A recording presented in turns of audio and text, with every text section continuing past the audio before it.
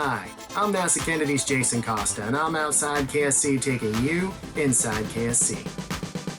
The United Launch Alliance Atlas V rocket that will launch Boeing's first crewed flight test to the International Space Station arrived at Cape Canaveral Space Force Station earlier this week.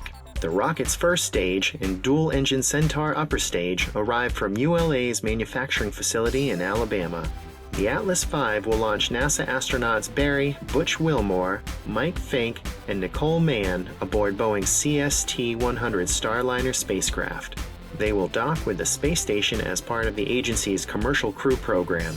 Launch is targeted for later this year after successful completion of Starliner's second uncrewed mission, Orbital Flight Test 2. That mission will launch on July 30th.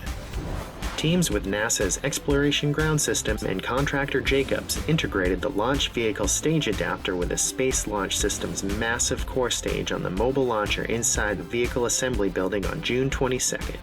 During integration, known as stacking, the adapter was bolted to the forward skirt of the core stage. Next up, the interim cryogenic propulsion stage will be attached to the stage adapter in preparation for the first flight of the rocket and the Orion spacecraft during Artemis I. The propulsion stage will provide the Orion spacecraft with a push needed for its flight around the moon. The first in a series of increasingly complex missions, Artemis I will test the rocket and the Orion spacecraft as an integrated system prior to crewed flights in which NASA will land the first woman and first person of color on the moon. For more Inside KSC, check us out on social media and nasa.gov/Kennedy.